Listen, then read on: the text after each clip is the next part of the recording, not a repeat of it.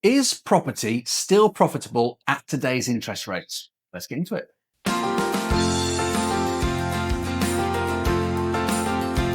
So I'm Jess. I'm Adam. And we are for thelandlords.com. We help landlords start, scale and optimise, get them more money, less hassle and their time back. So is buy-to-let still profitable with today's interest rates? Which Yes or no? are, at the moment, Bank of England base rates 4%. Pay rates right now, between 4 and 5%. 5-ish, yeah. Maybe 5-ish, some people in 4.5, limited company a bit over 5. Yeah.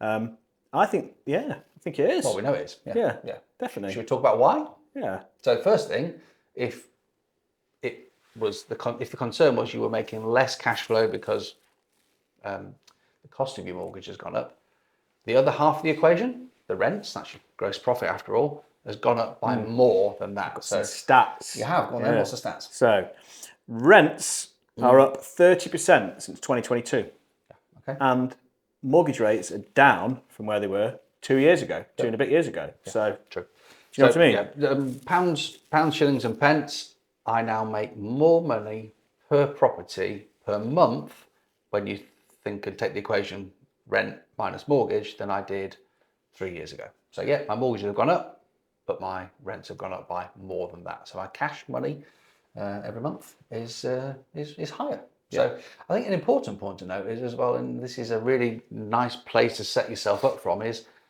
those rates are going down. I had a mortgage offer this morning re-offered because it's just come down by 0.15%. So I put my application in, nice. And just the broker wrote that there's now a new product, you're going through it, rates have just come down. I held off refinancing for the last 9 months for that whole, it's coming, it's a little bit less, it's a little bit less. So 18 months, 2 years ago, rates were probably not too high to keep going. Yeah, because the other week you did a load in one day, didn't you? So is that off the back of those offers you accepted? There's another batch. I did 13 about 6 months ago, and I've got another batch that's just started now. But yeah, the whole, I was putting it off, and it got to the point where if they go down much, I'm going to be saving 20, 30 quid a month. Yeah. But refinancing that allows me to buy another house. Stop being silly, get on with it. We're past that point. The tipping point was those for you a couple of months ago, 6, 7 months ago. I just got on with the whole tranche, if you like. Now we're starting from a point where the interest rates are fine, but they're going to keep going down. Yeah. But they're going to keep down a little bit steadily for the next 2 years. I think, and I've taken a 2-year fix on these. So something that's way more important than anyone worrying about interest rates is tax. Kills it more than the interest rate anyway. Yeah. Paying too much tax.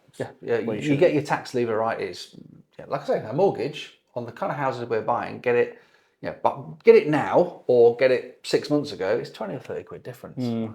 Get your tax wrong, and it could wipe out all your profits. So definitely, it's the biggest lever is the tax. Yeah. People forget as well.